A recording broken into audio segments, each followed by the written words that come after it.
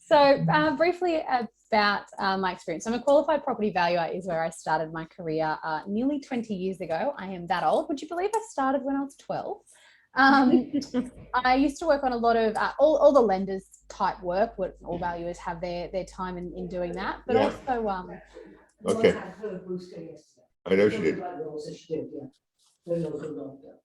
Okay, good. Okay, hang on one second. Okay, I will see you later. Sorry, guys. It's all right, it's only water. I'm just going to mute everyone. Just 1 second. Please. Okay, done. Emma, if you can unmute yourself. Yep, there we go.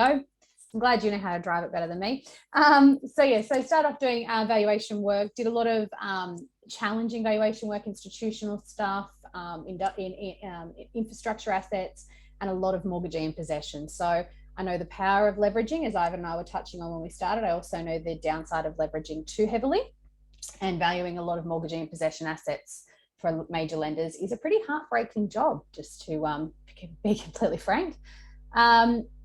Now I spend a lot of my time doing major project consulting. So not so much typically developer side, but more commonly client side. So working with golf clubs, bowling clubs, not-for-profits in aged care, disability, and helping them negotiate when they do have a developer wanting to do a joint venture, making sure they're getting good commercial terms, making sure they understand the risk involved in it. My largest appointment recently was we did a $400 million entertainment quarter. Very, very interesting. Hasn't been released to the public yet, so I can't say too much about it. One of our largest clients is McDonald's Australia, where we go and identify and secure sites for them. So interesting, robust kind of property work, but I still love working with just individuals to make sure they get their investment journey right. Do a lot in aged care, disability, NDIS, and in particular in the club sector. As mentioned, I have toured with Mark Bouris. For the ladies out there, he is as good looking in real life as he is on TV. I'm not going to sugarcoat that. He's a lovely man. He is a taskmaster though. I've had the pleasure of working with him on and off for many, many years. And I recently did this topic on Sunrise. One of my other commitments is I do Sunrise about every 4 to 6 weeks. I won't lie, Koshi does not like me very much, but the producers keep booking me. So that's an interesting dynamic when we're on air. He likes to challenge me, which is of course his job, but he's always a bit skeptical around property. I suspect he's a little skeptical around women in property. So I am not his favorite. So of course he challenges me and I have to rise to that occasion. And this topic, he told me quite frankly live on air that I was wrong. So this is quite interesting. He called it that this is not going to be where the market's heading. So that was quite an interesting little segment. But I do believe we're heading towards a 2-speed property market in 2022. Koshi disagrees. So one of us is going to have to buy the other one lunch, I'm sure, down the track. I'm sure you can pick which side you want to be on the fence by the end of it. But I want to walk you through some of the things that we do need to know when we're looking at this upcoming property market. So we buy investment properties nationally. We don't do anything off the plan. We don't do new stock. We do all established property. Our whole team of property valuers by profession. And they're very good at being very strategic with what they look at. And being valuers by nature, we're quite risk averse. So the triggers that we see that we think could cause some risk in the property market is unaffordability setting in some of the bigger markets, mortgage stress coming off the back of that. So working closely with a number of different lenders and people in different roles there, we're hearing a little bit of mortgage stress could be kicking in. Rising unemployment in certain sectors. So this COVID overlay is creating a very interesting time in the economy where some sectors are feeling some rising unemployment, but other sectors can't get enough employees. So quite an interesting situation emerging there. Increasing interest rates is obviously a big threat to the property market. Changing lending conditions, we're seeing that lever start to be pulled, and a lack of population growth and migration. So these triggers, how long it's going to take for these to come about. We know the government's going to start pulling some levers over the next 12 to 18 months around the economy. As these settle in, I think different markets will respond differently, and that's what we want to look at, is which ones will respond better, which ones will struggle. So the markets that will be underpinned, that will thrive and push through those triggers and those risk factors, the ones that have a big infrastructure blueprint, new employment, diversity of employment, and affordability. So we'll see a big disparity between their markets that have these things fundamentally underpinning them and the markets that don't have as much of that and sit more in the basket of those risks around affordability and mortgage stress that I think are going to be the ones that will have greater risk of struggling. So this is what we're calling, and you might disagree with me, but what we're looking at here is the ones that I think will push through best is Queensland through Brisbane and Sunshine Coast, and I'll delve into a little bit more why. Victoria, in particular, Geelong, we think there's some really interesting opportunity coming out of the Geelong market, and in South Australia, we're seeing Adelaide as a real powerhouse market. And development opportunities, I've heard a few developers in the room here. A lot of the developers we work with have their eyes on WA, which is quite interesting. So we've been acquiring quite a number of sites throughout WA and Perth predominantly for developers. I know a lot of developers in Sydney are very nervous. They're having trouble securing sites for good prices. They're very concerned about their profit and risk. They're very concerned about rising construction costs. And if there's a slight adjustment in the market, I think there's risk that could happen around Sydney Metro. Then they lose their margins pretty quickly. So they're looking for markets that they feel are a little bit more affordable, a little bit more sustainable. Which ones are at risk? So I believe Darwin and Tasmania certainly sit in a risk category. We've got a lack of infrastructure, a lack of government spend, a lack of job creation coming through these markets in particular. For every 5 people moving to Tasmania, there's 1 job being created. There's a big push. I saw an investment advisor presenting recently talking about this really huge, big, amazing, exciting project coming out of Tasmania. And at the very end, he very quietly mentioned it's a $10 million windmill project. I know someone who built a $10 million house in Sydney the other day. So a $10 million windmill does not get me excited. Sydney and Melbourne Metro. So sorry, Nicole, you might disagree with me on this, and I'm very open to your opinion.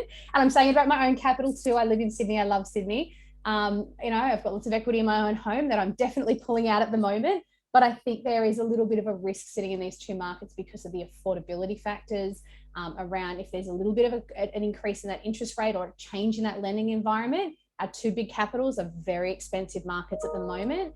When we look in particular at Melbourne, you guys have had a really tough time with the lockdowns and how that's affecting business. And I think we've got some risk factors sitting there. And over the next 12 to 18 months, I think it's going to be eyes on to see how this market comes out the other end, because it could struggle. Same with Sydney. Sydney scares the pants off me at the moment, just quietly. But this is from an investor point of view. If you're buying to live, it's a different timeline. It's a different priority. Buying to live versus buying to invest are going to be different decision makers. So, I want to make sure that people really understand we're talking about the investment mindset. I live in Sydney. I've got lots of friends that live in Melbourne. I'm not saying don't go and buy your dream home if you can afford it or upgrade or renovate. I'm just saying investing is a different mindset. So Adelaide, if you're an investor or you're thinking of investing and you're not considering Adelaide, I hate to tell you, you're doing it wrong. You really are. I know. So we've all been to the barbecue where there's a guy called Brian at the barbecue.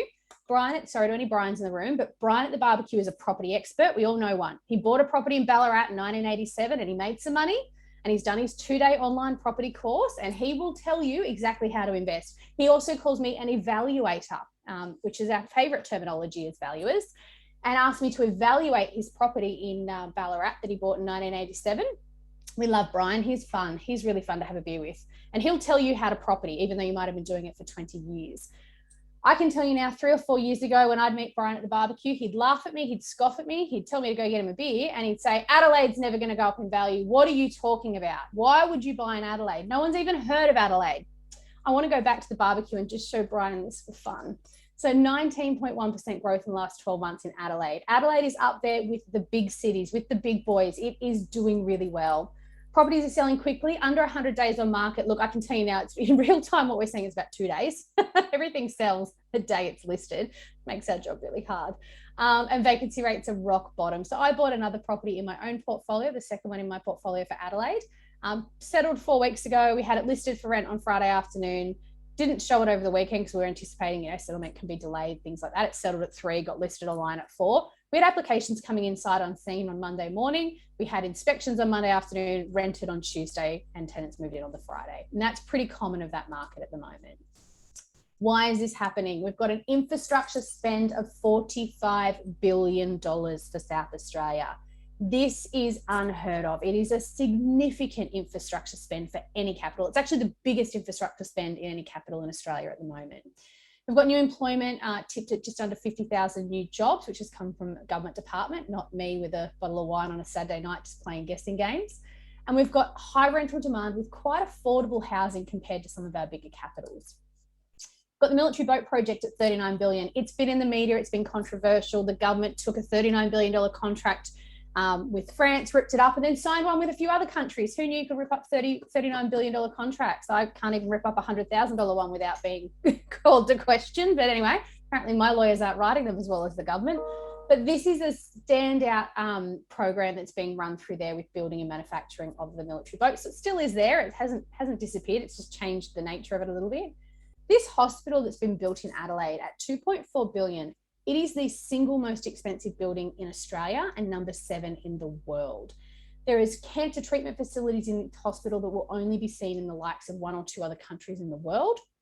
And then around the hospital, there are a number of universities that have been buying up land.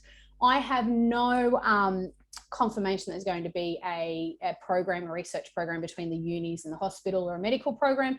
But if I was a betting person, and because of a property value and I'm very risk averse, I'm not a betting person, but if I was, I would suggest that Brian would be telling everyone at the barbecue there's going to be a medical program coming out of Adelaide. So we've got a casino redevelopment for 330 million. And then we've got Adelaide State Government are offering technology grants for businesses that want to move their tech hub into Adelaide. So Boeing did it, not that's going to help them much right now, but a lot of other companies have also taken up this and moved technology hubs in through Adelaide. So, you know, the money's coming from a lot of different places and it's very COVID resilient types of employment and industries and sectors. So we really like that. There's also the big, NASA are doing a big space research program out of there now as well, which is a significant investment that's just landed through Adelaide. The market is challenging to buy in. So you've got properties like this, for example, very just honest mum and dad type family areas, listed 389 to 409,000, 33 offers sold over 480,000. The property I bought, and let me tell you now, in Adelaide, if you're an agent, underquoting is like a national sport. You do it for fun. The one I bought was listed at offers between 319 and 329 and sold for 402. Like there was 30 odd offers on that too. So there's a little bit of a challenge there. If you're an investor, you look at the market, you think you might buy for 300 odd, you're probably buying in the low 4s and up, but that's still incredibly affordable compared to a lot of other markets for a freestanding house. And that's the kind of thing you want to buy is a, you know, mid 4 to mid 5s or 6s, 400 freestanding house, that's within half an hour of the city. It's just a nice, honest family area, nothing too flash, nothing too fancy. You could go online, you might be Googling it right now and on realestate.com and say, oh, but Anna, there's houses in Elizabeth in Adelaide for 250,000. What about those? Why wouldn't you buy those? Now, no offense to anyone here if you've come from Elizabeth or your grandma lives in Elizabeth, because I'm about to say something you might not like, but Elizabeth makes some of the bad areas in Sydney and Melbourne look really nice. It's a very low socioeconomic area. We drive through with our doors locked and hope we get green lights. You don't want to buy there. Tenants graffiti their own house on weekends for fun. So it's a little bit of a different demographic. This is another one we purchased in Adelaide in 2018, 360,000, very modest purchase price, just revalued for 440,000 for lending. And that would be, I would suggest, a fairly conservative number on that property. So if you've bought in Adelaide, we are seeing some upswing already. It is in its growth cycle, but I think there's still a way to go. The market didn't really kick into gear until the last 12 months. So we're buying a little bit earlier into the cycle. So there's a few years it was a bit flat. We're expecting to see really strong outcomes over the next 2 to 3 years. So, you know, if you're thinking that you've missed out in other markets, you should be thinking about Adelaide. It's still very affordable. It's still actively growing. Sunshine Coast and Brisbane, hot topic for everyone because of the Olympic Games. So I couldn't tell you how often I'm hearing now, what about Brisbane? And Brian has a lot of opinions on Brisbane. But I want to talk a little bit also about Sunny Coast. So Sunny Coast is like the Geelong to Melbourne, the Wollongong to Sydney. It is a satellite city in its own right with a big commercial hub within stone's throw to the capital. And what we see is as the capital goes up in value and becomes quite unaffordable, people get priced out and they look for more affordable satellite locations that offer employment and commutability. And Sunshine Coast offers this. You've got, again, double-digit growth, very low days on market, very low vacancy rate throughout Brisbane Metro in particular. I will preface this though, and I don't know if anyone in the room is from Brisbane, there is a real thing called Brisbane time. I'm not even joking. You might have a low vacancy rate that is exactly the same as Adelaide, where I said within a week a tenant was sitting in the property paying rent. In Brisbane, it goes up for rent and the agent takes a few days to list it online. Then it takes a few days for tenants to bother coming and seeing it. Then it takes a few days for them to put an application in. Then it takes a few days to ring the references. Then a few days for them to ring back. And before you know it, 3 weeks have gone in Brisbane time. But the agent's listed online that it's rented because they've got inquiry. So the vacancy rate's low, but allowed 2 to 3 weeks minimum just for Brisbane time.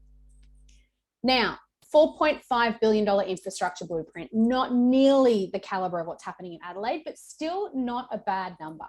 We've got new employment tipped at over 200,000 new jobs over the next number of years, which is fantastic. So good employment numbers coming through, which is what we really like, even though the infrastructure spend's a bit lower. It's a really good area. If you want to be, and Nicole, I say this in all of my presentations, it's not just because you're here, but if you want to be the next contestant on the block, you should, the irony of that today, you should be considering Brisbane. And I know that everyone thinks painting at 2 a.m. and singing along while you do it is really fun. I promise you it's not fun. And no, you don't sing. You're there swearing at your husband and throwing paintbrushes at him because everybody's had a long day and nobody wants to do it anymore. Don't think it's as fun as it seems. But if that's what you want to do, I'll go into in a minute why Brisbane is the opportunity for that. So why do we like Brisbane as a starting point, or Sunshine Coast? Thurston Quarter, this is a lifestyle rehabilitation, aged care type facility that's going in. So medical, physios, retirement living. It's like Florida meets Brisbane. So it's a really good medical lifestyle precinct. And then the Queen's Wharf project at $3.6 billion investment. This is a whole precinct. This is food, beverage, lifestyle, entertainment. Luckily, Queensland doesn't have COVID, if you ask them that. And I've got a third of my team up there and I ask them all the time. They don't have COVID, so they're going to be really enjoying this when it launches.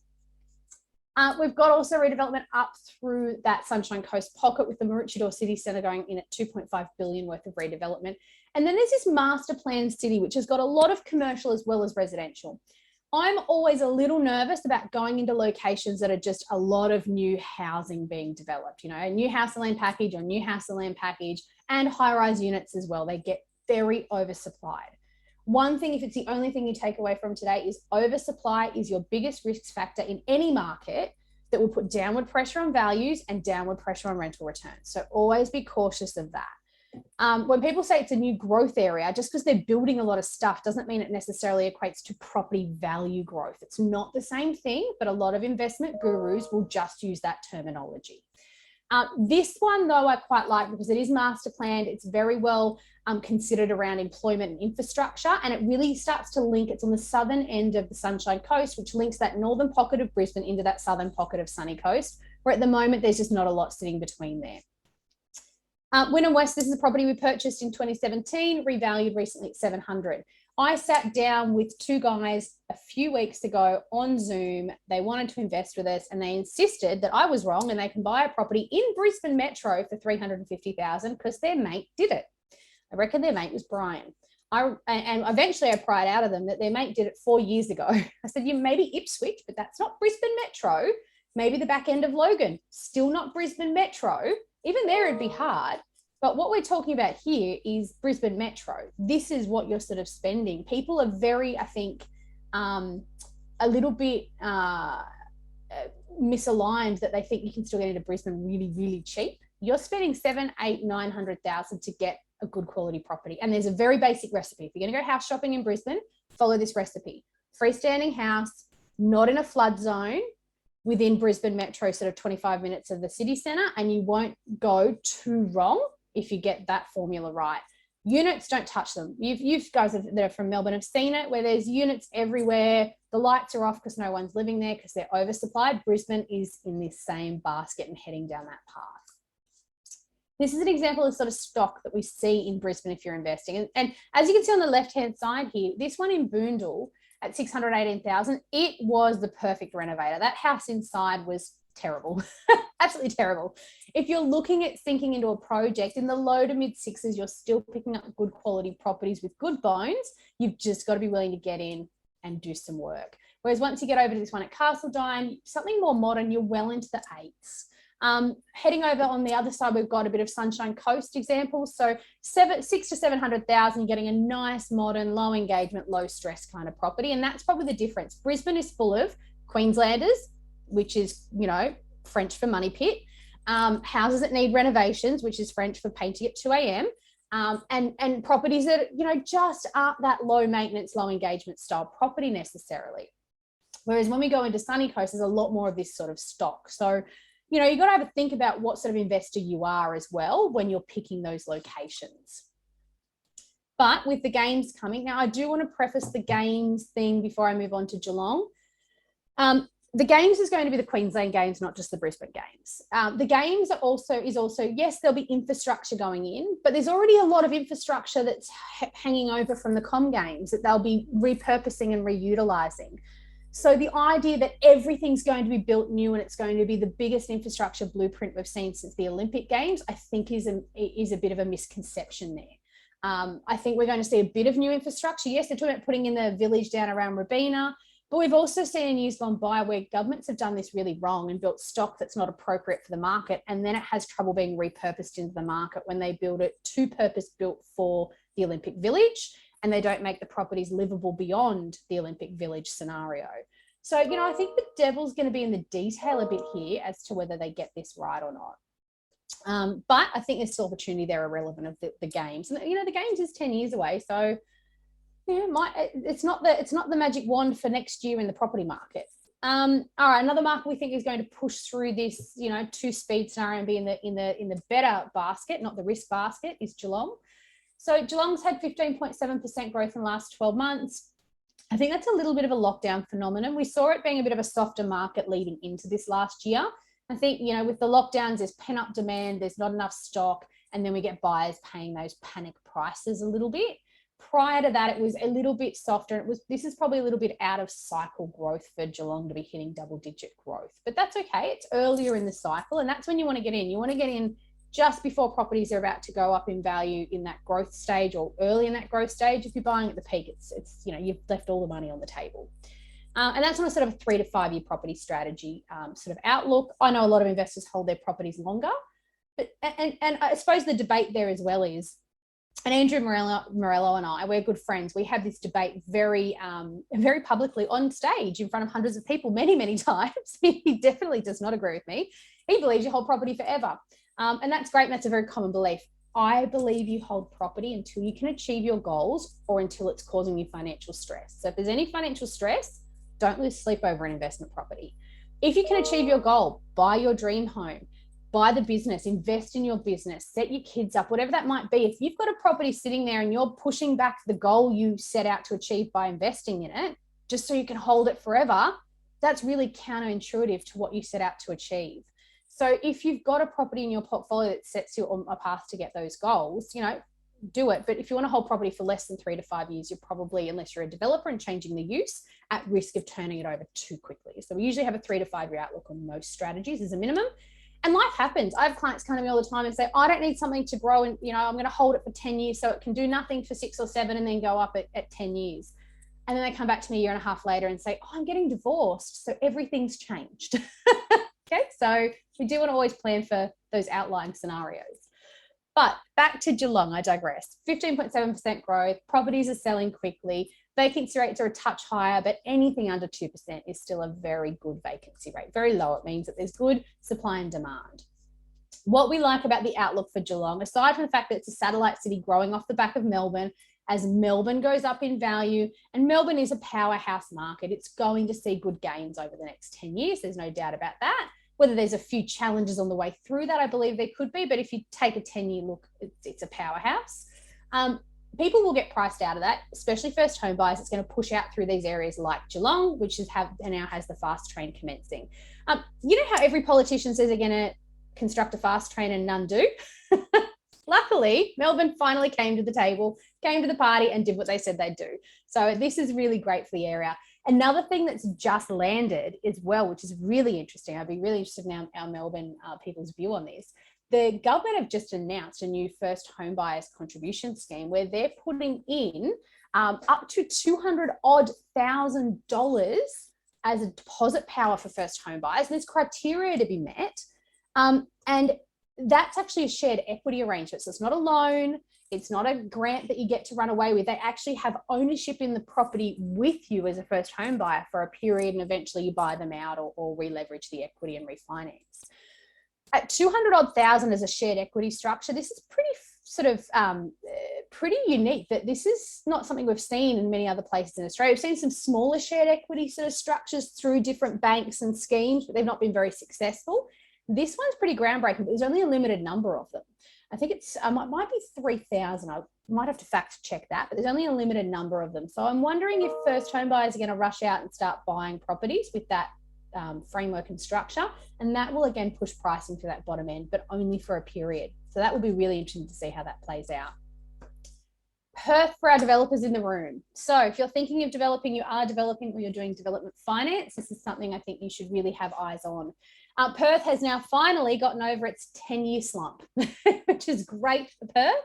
I actually just did a workplace workshop with Optian Valuers the other day. Now, they're a national firm. They're based out of Perth. Sorry, my email is going crazy. I should have turned that off. Optian Valuers, and the Perth guys said they've never been this busy in 10 years. They can't get enough staff. They're exhausted. They're working 7 days a week. Now, if the valuers are busy, that tells us things are happening in the market. There's activity. Now, we've seen double-digit growth in Perth. Properties are selling quickly. They get listed on the Friday. They're selling on the Saturday or the Sunday, because, I mean, real estate agents opens on Sundays. Why? I do not know, but they do. Vacancy rates are rock bottom as well. There's a bit of infrastructure spend going in, a little bit more in private money as opposed to government money at the moment is what we're seeing, but that'll move around. Upgrades to the airport at 2.5 billion is probably one of the bigger spends there as well, which is great, but we will see money going into that economy. The thing that developers like about Perth is it's really, really affordable development sites. So 539,000 is a standard family home. This property was a 3-lot subdivision. So they've just done a lot of rezonings throughout Perth and WA, where they're bringing in a huge amount of medium density zoning. And in that medium density zoning, what that allows is almost zero boundary developments, townhouse, villa, terrace style homes. And if you're picking up a site for sub $600,000 that you can put, this is a 3-lot site on, there's certainly an appetite from developers. And I know a lot of guys, so one of our clients is a partner, I'm not going to say which company because some of you might know him, but a partner in one of the biggest construction companies in Australia, very big firm. He's thinking of retiring in the next 3 to 5 years. So he's out buying up as many of these types of sites as he can get his hands on. So his retirement plan is just to knock over 3 lots here, 4 lots there, 5 lots there. He'll land bank it for a year or 2 for the market to do a bit of the heavy lifting and pick up a bit of value in that, so that if he's, he's going to get his margins through his construction costs to savings as well, because he's got construction guys all over the country and those relationships. With construction costs going up about 35%, if you're a mum and dad investor and you're going to buy a site like this, you're going to pay retail for construction, you're going to pay all, your costs for all your consultants, you don't have an internal architect or an internal planner and you haven't done it much before, your profit and risk will be very, very low. You might knock out about 5% P&R, which is pretty atrocious for a project. You're taking on risk for a 5% return. And we're running the feasibilities on these weekly.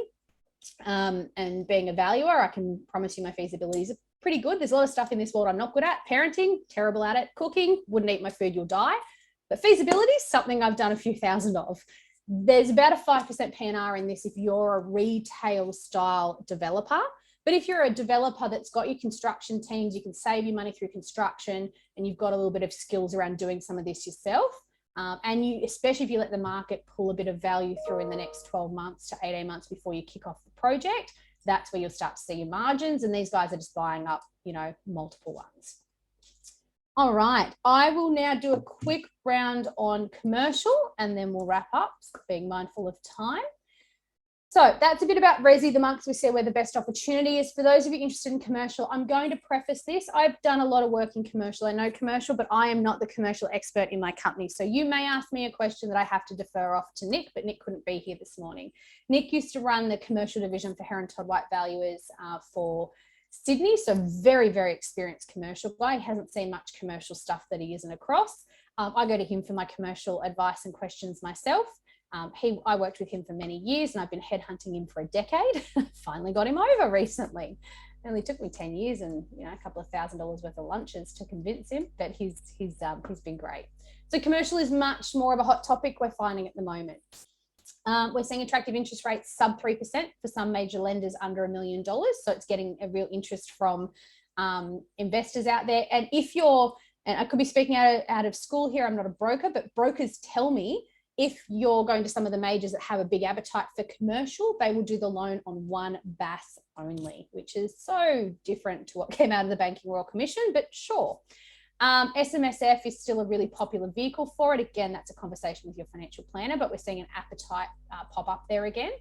And then at the moment, we've currently got a lot of focus on Brisbane and Sunny Coast for commercial because of that infrastructure, because of where the economy's at, but also we're seeing yields of between 5 and 6%.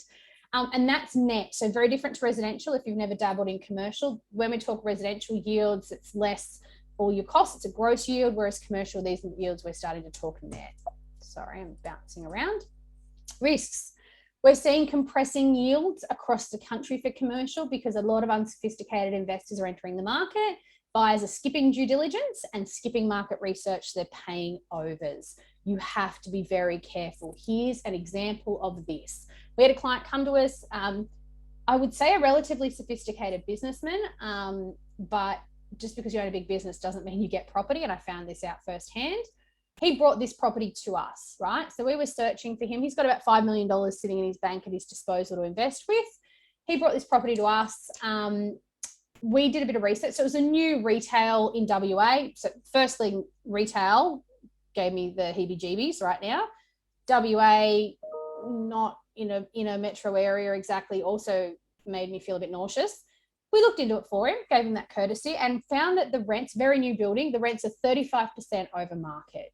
So a group of accountants owned this building and developed this building, highly incentivized the tenants to pay overs on rent. So really long rent-free periods, fit outs, everything. So when they put it on paper and put it to market, because they knew this was what they're going to be doing, selling it, the rents looked really high because the tenants were incentivized to pay over market rent. So they could stack it up at a nice 6% yield and move it. And that meant it was about $800,000 over the true value. So when those, or if those tenants leave, break leases, etc., you're going to lose about 800 grand in value because the rents dictate your value.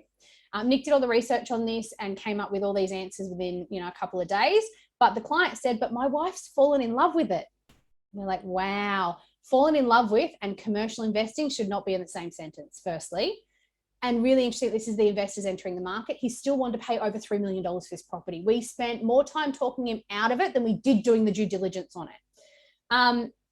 What the clients are seeing, what the investors are seeing, especially money from East going over West, is a desirable WALE. So this is your weighted average lease. This one had it over 4 years and they just love this. Oh, we're going to have tenants for 4 or 5 years.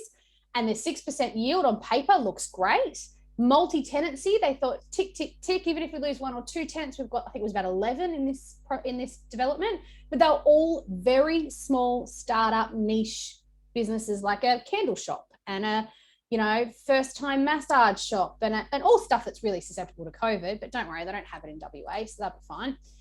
So that was all a big basket of fear that we gave to the client and they still wanted to buy it. And I couldn't tell you how long it took us to talk them out of it. And I actually suspect they might have gone and bought it behind our back anyway, but that's okay. Because now the budget is going down for what they want to invest. And I'm thinking, hold on, it's going down by the amount you might have paid for that property, but sure. Another case study, and sometimes unfortunately we deliver news people don't like, but I'd rather deliver them the truth than get paid to deliver them lies. All right, so this is one that we saw in Northern Territory. We have a client at the moment that's adamant they want a 7% net yield. Now, we can achieve that, but there's risk attached to that. Like we said, we chase about 5 to 6% is more common in commercial at the moment in this environment, but we decided we'd show them what 7% looks like. So we presented them with this property in the Northern Territory, not presented to buy, presented for education purposes. It was leased to a physio, so on paper it looks great. 7% leased to a physio, new lease, almost 5 years remaining, modern building, great depreciable allowances, sub 650. How good does this sound? Chatting to the agent and said, so how long until it was let up from construction? They said, oh, this is the first time the premises have been occupied.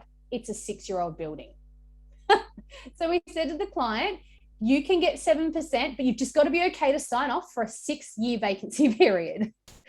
He's really happy with about 5% now, because when we did the math and showed him what that looked like once you take out your 6-year vacancy over a 10 or 15 year hold, it was not a very good return.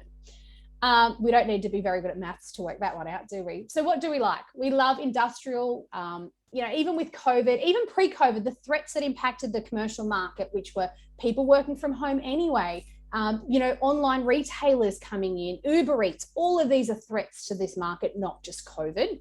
Industrial still has the mechanic, still needs a workshop, the spray painter still needs a spray painter, the retailers still need places to store their goods to sell. So bulky goods, retail, industrial and medical are the favorites for us for a long time. Industrial assets have been less heavily impacted by COVID and probably more so sitting in that retail office space and anything that's considered non-essential. And entry prices from about 500. I'd say under 500, you're starting to get some compromised stock. And even that gets a little bit tough at 500, but it's doable. We look at things like minimum 12 months left on the lease because you want to satisfy not only the lenders, but also satisfy yourself around vacancy to mitigate that risk. But even with a lending scenario, a lot of lenders want 12 months on the lease now. When it comes to Brisbane, the job outlook between now and 2031, so a bit of a longer outlook, is 440 odd thousand new jobs, and they're really targeting 15% of those to be predominantly in the industrial sector. So that's a really good thing as well. Some examples of stuff we have recently purchased as a case study that is a good example. And, I'm very open to telling you what we buy and what we don't buy and telling you locations. If you run out and buy the one next door in Banyo tomorrow, all the power to you. This is a modern property in Brisbane Metro. It's strata titled factory. We don't buy a lot of strata in residential, but strata in commercial is a bit different again. 2 years remaining on the lease with a 3-year option.